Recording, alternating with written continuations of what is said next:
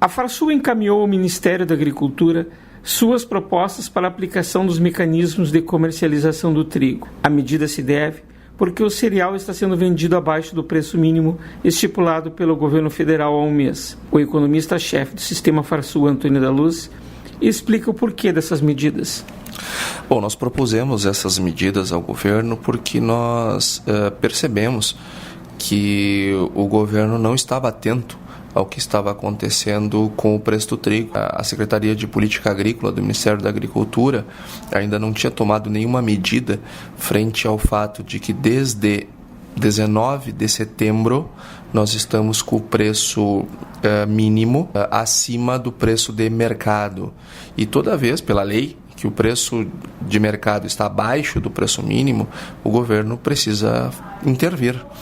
O preço mínimo está valendo desde 1º de julho, o preço de mercado está abaixo do preço mínimo desde 19 de setembro, então as medidas precisam ser tomadas. E o que nós estamos tentando evitar é que não aconteça mais uma vez aquilo que tem sido a tônica, ou seja, primeiro o produtor colhe, vende com prejuízo, e depois que a maior parte dos produtores tomou um enorme do prejuízo, é que o governo resolve agir. Então, as nossas medidas foram justamente no sentido de cobrar o que o governo, o que o Ministério da Agricultura e a Secretaria de Política Agrícola ainda não fizeram, e que, no nosso entendimento, eles estão um mês atrasados naquilo que deveriam estar fazendo. E quais são essas medidas? Bom, nós propusemos ao governo o uso de AGF, que são aquisições do governo federal, em que pese elas serem mais caras do que o PEPRO e o PEP, o AGF ele é necessário, porque o governo ele precisa ter estoques reguladores. Hoje, o governo tem 15 mil toneladas de trigo estocadas. Isso dá para um consumo de 12 horas no Brasil. Ou seja, a Conab não tem estoques de trigo. Aí, se amanhã ou depois nós tivermos alguma perda, o que é normal, seja no Rio Grande do Sul ou no Paraná, o que o governo vai ter que fazer? Vai ter que liberar para a importação de terceiros países, como aconteceu em 2013 e 2014. Qual é a consequência disso? O governo termina abrindo mão de receita num volume muito maior do que ele fazer a AGF agora.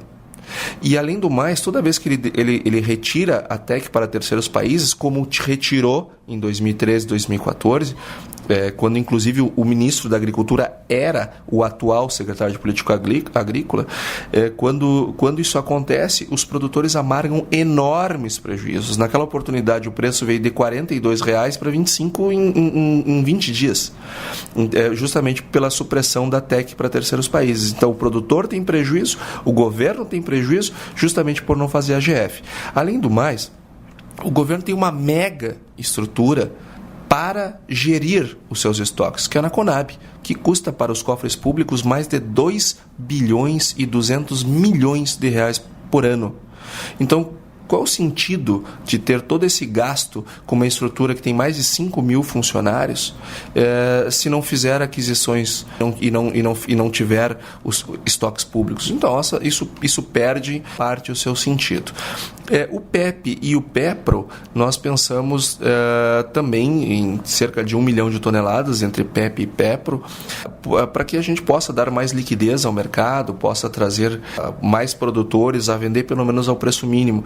O PEPRO recebendo, no caso, a diferença direto na conta, que é o principal mecanismo, mas o PEP também é necessário, porque ele permite escoar este produto para outras regiões do Brasil e, eventualmente, até para outros países.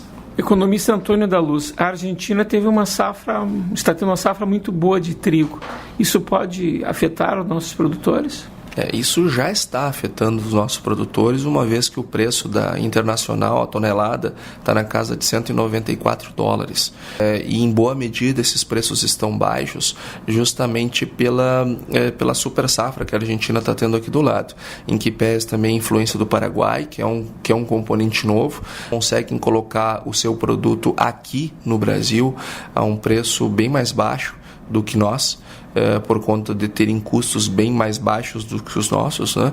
Então, nós temos a Argentina e eu colocaria também o Paraguai como países que têm contribuído com as suas safras para a explicação dessa queda que nós tivemos nos preços. Ouvimos o economista-chefe do Sistema Farsul, Antônio da Luz. Para a Rádio Agerte, Eduardo Liães.